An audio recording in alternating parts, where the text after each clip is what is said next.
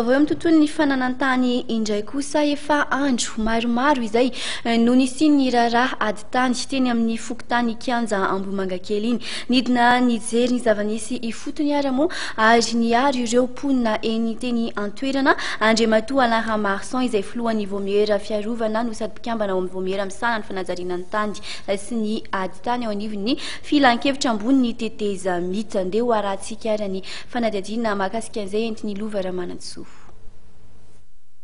Nidina teny amin'ny fokontany kianja Ambohimangakely Andriamatoa Ramarson Alain filohan'ny vomiera fiarovana ny sady mpikambana ao amin'ny vomiera misana ny fanajariana ny tany sy ny ady tany ao anivon'ny filan-kevitra ambony teteza mita. Tanana nijerena akaiky ny raharaha ady tany izay adivan'ny mponina sy ilay nivarotra ny tany tamin'ny karana sy ny sinoa.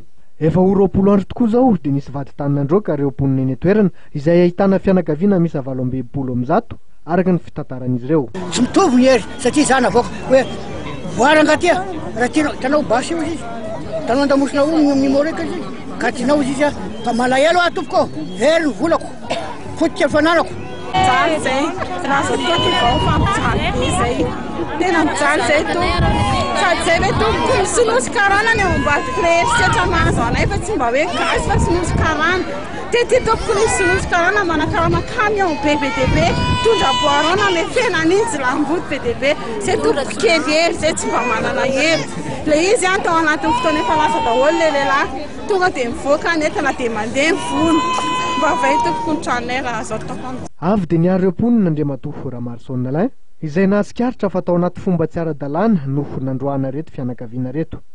Hitako daholo raha nitatitrasoka na nitaratasy ampelantanako fa tsy ara-dalàna nitondrana an'ity satria mbola tsy nisy refitanina tao teto, mbola tsisy refitanina tao teto.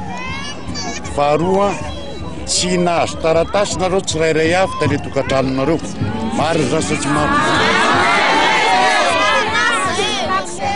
Fahatelo fantatro fa misy alatra sy ninona ny tranga teto ao anatin'ny tranonareo. Erana misy ty ady ty satria tokony zavatra efa vita izy ty, tokony vaoaka zany tena mba sahirana nefa tena miantso mihitsy ny fitondrana mandraisanareo andraisaingana satria tsy fanaraka tsika raha zao ary tsy hoekeko mihitsy zao. Efa nisokatra ny fanadihadiana mikasika ty raharaha ady tany eny kianja Ambohimangakely ty afaka niverina ao amin'ny tranony araka izany reto fianakaviana ny roa reto.